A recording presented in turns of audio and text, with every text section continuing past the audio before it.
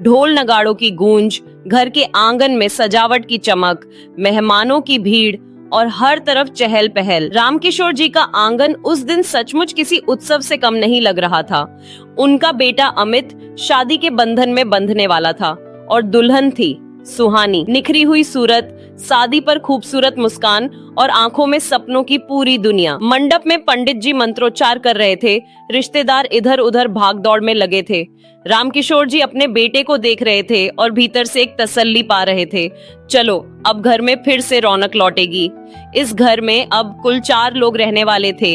रामकिशोर जी पिता, जिन्होंने अपने बच्चों को अकेले पाला था, अमित बेटा, जिसकी अब शादी होने वाली थी, रिया रामकिशोर जी की दूसरी पत्नी की बेटी और अमित की सौतेली बहन। माँ का देहांत हो चुका था, लेकिन अमित रिया से बहुत प्यार करता था। और अब नई बहू सुहानी, जो दुल्हन बन के आने वाली थी। रिया भी शादी की तैयारियों में लगी थी। ऊपर से हंसते मुस्कुराते हुए सब निभा रही थी, मगर कभी कभी उसकी नजरों में एक अजीब सी गंभीरता नजर आती। फेरे शुरू हुए। सुहानी ने जैसे ही 7वां फेरा पूरा किया, उसके मन में अनगिनत ख्वाबों की परछाइयां तैर गईं। अब ये घर मेरा है, ये लोग मेरे अपने हैं और अमित तो अब मेरी जिंदगी का हिस्सा बन गया है। चारों तरफ ताली और खुशी की आवाजें गूंज रही थीं। रिया की आंखों में भी खुशी थी कि अब कोई होगा जो घर संभालने में उसकी मदद करेगी। जब सुहानी ने अपने मायके से विदा ली और पहली बार ससुराल आई, तो रामकिशोर जी ने उसके माथे पर हाथ रखकर कहा, बेटा, ये घर अब तुम्हारा है, इसे अपना घर समझना। सुहानी ने पांव के निशान आंगन में छोड़े और धीरे धीरे अपने नए जीवन में कदम रखा। सुहानी की पहली सुबह थी ससुराल में। मंदिर से उठती अगरबत्ती की महक, रसोई से आती पकवान की खुशबू, आंगन में बंधी रंग बिरंगी झालरों की झिलमिलाहट और रिश्तेदारों की आवाजाही, सब कुछ उसे अजनबी होते हुए भी अपना सा लग रहा था। सुहानी साड़ी संभालते हुए जब नीचे आई तो रामकिशोर जी ने स्नेह से कहा, आओ बेटा, बहू का पहला दिन है घर में, आज सब काम तुम्हारे नाम से शुरू होंगे। सुहानी ने झुककर चरण छुए। रिया भी पास ही खड़ी थी। उसके चेहरे पर हल्की मुस्कान थी, लेकिन सुहानी को उसकी आंखों में एक झिझक भी दिखी, जैसे वो सुहानी से नजरें चुरा रही हो। नाश्ते के बाद परिवार के कुछ बड़े लोग बैठे, तभी रिया ने धीरे से बात छेड़ी, पापा, बहू को घर के रीति रिवाज बताने होंगे। रामकिशोर जी ने गंभीर स्वर में कहा, हाँ सुहानी, हमारे घर में एक परंपरा है, शायद तुम्हें थोड़ी अजीब लगे, पर यह बरसों से चली आ रही है। सुहानी उत्सुक होकर सुनने लगी। हमारे घर में नई बहू पहले 2 हफ्ते तक अपने पति के कमरे में नहीं रहती, उसे अलग कमरे में रहना होता है। सुहानी चौंक गई। उसके मन में सवाल उमड़ा, अरे शादी तो साथ रहने के लिए होती है, फिर ऐसा क्यों? पर उसने कुछ कहा नहीं, सिर झुकाकर बस सुनती रही। रामकिशोर जी ने समझाया, बेटा, ये परंपरा बहू की परीक्षा मानी जाती है, धैर्य और त्याग का पहला सबक। हमारी मान्यता है कि इससे रिश्ता और भी मजबूत होता है। उस रात जब सुहानी अकेले अपने कमरे में लेटी तो उसका दिल भारी था। वो सोच रही थी, मैंने तो सोचा था शादी के बाद अमित के साथ हर पल रहूंगी, पर अब 2 हफ्ते का इंतजार करना होगा। क्या ये सच में जरूरी है? कमरे की खामोशी और भी गहरी हो गई। नई जगह और वो भी अकेले, इसलिए सुहानी को नींद ही नहीं आई। दिन बीतने लगे। सुहानी धीरे धीरे घर की जिम्मेदारियां सीख रही थी, रसोई, पूजा, रिश्तेदारों का आदर। रामकिशोर जी उसे बेटी जैसा मानने लगे थे। अमित भी दिन में उसका ख्याल रखता, छोटी छोटी बातें पूछता। लेकिन रिया का बर्ताव थोड़ा रहस्यमय था। वो ऊपर से बहुत मददगार और खुश दिखाई देती, सुहानी को घर के सभी काम भी समझाती थी, लेकिन सुहानी ने कई बार नोटिस किया कि वो उससे ज्यादा बात नहीं करती थी और उससे थोड़ा दूर दूर रहती थी। एक रात सुहानी छत पर खड़ी चांद देख रही थी, तभी उसने देखा रिया और अमित कुछ धीमी आवाज में बातें कर रहे थे। रिया बार बार इधर उधर देख रही थी, मानो कोई राज छिपा रही हो। सुहानी को हल्की सी बेचैनी हुई। शायद मैं ज्यादा सोच रही हूँ, लेकिन इनके बीच इतनी रात में ऐसी कौन सी बातें हो रही हैं? दिन बीत रहे थे। सुहानी अब धीरे धीरे घर की दिनचर्या से परिचित हो रही थी।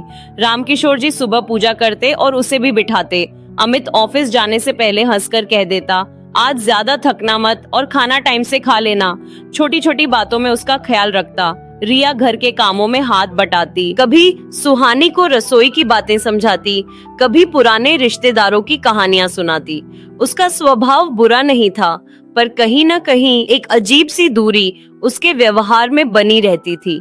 वो ज्यादातर अपने कमरे या किताबों में समय बिताती। शादी को 1 हफ्ता बीत गया था, लेकिन हर रात सुहानी अकेले अपने कमरे में सोती। कभी खिड़की से बाहर चांद देखती, कभी शादी के एल्बम की तस्वीरें पलटती। मन में सवाल उठता, क्या अमित भी मेरी तरह बेचैन होता होगा, या उसने इस परंपरा को आसानी से मान लिया है। एक रात करीब 11 बजे सुहानी को प्यास लगी। वो चुपचाप उठकर रसोई की तरफ चली गई। घर में एकदम सन्नाटा था और लग रहा था सभी सो चुके हैं। पानी का गिलास हाथ में लेकर जब वो वापस लौट रही थी, तभी उसने देखा रिया दबे कदमों से अमित के कमरे की ओर जा रही थी। सुहानी ठिठक गई। उसको यह बहुत ही अजीब लगा। सुहानी चुपचाप छिपकर देखने लगी। रिया ने अमित के कमरे का दरवाजा धीरे से खोला और अंदर चली गई। कुछ ही क्षण बाद दरवाजा अंदर से बंद हो गया। सुहानी का गला सूख गया। उसे अजीब सी बेचैनी हुई। ये मैंने क्या देखा? रात के इस समय और दरवाजा बंद, मगर क्यों? सुहानी कांपते हुए अपने कमरे में लौट आई। मन में तूफान था, लेकिन होंठों पर ताला। उसने किसी से कुछ नहीं कहा। शायद कोई जरूरी बात रही होगी। हो सकता है मैं ज्यादा सोच रही हूँ, लेकिन दिल मानने को तैयार नहीं था। 2 दिन बाद फिर वही हुआ।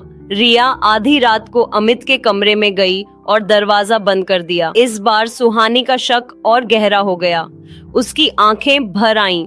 उसका दिल जोर से धड़क रहा था। हे भगवान, क्या ये रिश्ता जिसे मैंने अपनी पूरी जिंदगी का आधार माना, ये सच है या मेरे साथ कोई धोखा हो रहा है? अगली सुबह रिया सामान्य तरीके से हंस बोल रही थी। वो सुहानी को रसोई में सब्जी काटने का तरीका समझा रही थी, जैसे कुछ हुआ ही न हो। सुहानी उसे देख रही थी और सोच रही थी, क्या ये वही लड़की है जो हर रात को मेरे पति के कमरे में जाती है, या मेरी आंखें ही धोखा खा रही हैं? तीसरी रात घर बिल्कुल शांत था। सिर्फ दूर से हवा की सरसराहट और कभी कभी दरवाजे की खड़खड़ाहट सुनाई दे रही थी। सुहानी अपने कमरे में लेटी थी, पर नींद आंखों से कहीं दूर थी। मन में लगातार वही सवाल घूम रहे थे। पहली और दूसरी रात, क्या मैंने सच में वो देखा था? क्या आज फिर वही होगा? तभी उसने हल्की आवाजें सुनी, कदमों की हल्की आहट और कुछ धीमी फुसफुसाहटें। सुहानी खिड़की के पास जाकर धीरे धीरे सुनने लगी। अमित और रिया की कुछ बातें करने की आवाजें आ रही थी, पर कुछ भी स्पष्ट सुनाई नहीं दे रहा था। फिर वही हुआ। दोनों अमित के कमरे में गए और कमरा अंदर से बंद हो गया। सुहानी से रहा नहीं गया। अब उसका सब्र टूट चुका था। वो हिम्मत करके धीरे धीरे अमित के कमरे की तरफ बढ़ी। दरवाजा अंदर से बंद था। उसने दरवाजे से कान लगाकर सुनने की कोशिश की कि आखिर अंदर चल क्या रहा है। उसने अमित को कहते सुना, बस थोड़ा और, जल्दी जल्दी कर लेते हैं। रिया की आवाज आई। वो बोल रही थी, ध्यान रखना कहीं कोई देख न ले। अमित की आवाज धीमी और गंभीर, ठीक है, मैं संभाल लूंगा, डरने की जरूरत नहीं। सुहानी के कानों में यह सुनते ही घबराहट की लहर दौड़ गई। क्या ये सब मुझसे छुपाकर कुछ गुप्त तरीके से हो रहा है? क्या मुझे अंधेरे में रखा जा रहा है? क्या कुछ ऐसा हो रहा है जो मुझे नहीं पता चलना चाहिए? उसके दिमाग में हलचल मच गई थी। वो वहां से भागकर अपने कमरे में लौट आई। उसकी आंखों से आंसुओं की धारा बहने लगी। उसे ऐसा लग रहा था जैसे उसके साथ कोई बहुत बड़ा धोखा हुआ है। उसकी शादी पर सवाल उठ गया था। उसका दिल धक धक कर रहा था। किससे पूछे और क्या पूछे? किससे अपने डर और सवालों का जवाब मांगे? मायके भी नहीं बता सकती थी। अभी शादी को दिन ही कितने हुए थे। किससे अपने मन की बात कहे जो आज उसने सुना था?